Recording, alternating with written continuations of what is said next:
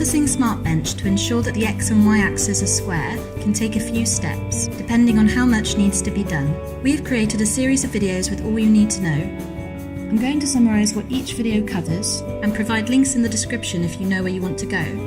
If you're unsure, we recommend watching them in order. At the end of this video, you'll be able to click on the next video in the sequence. This video describes the basic concept of how the wheel adjusters work, so you can correctly set the preloads for the bearing wheels.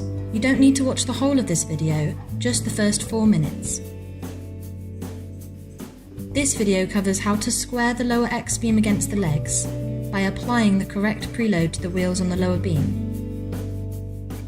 This video is for anyone who has purchased a version 1 SmartBench and would like to upgrade their SmartBench by retrofitting our newly designed skid plates. These new skids are adjustable and allow you to square your upper X-beam to the Y bench. This video will explain how you can use our latest adjustable skid design in order to square your upper X-beam against the Y bench. Before adjusting the racks, you would need to calibrate the Y axis. Here's our video on how to use the Calibration app. This video covers how you can adjust your Y racks to ensure they are of equal pitch.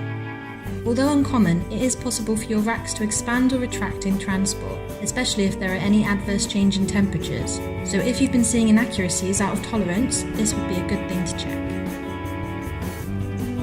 Finally, we explain the difference between auto squaring and manual squaring, which gives you the option to perform a quick square or a precision square based on your needs. Click here to go to our wheel setting basics video, or check out the description for links to our other videos.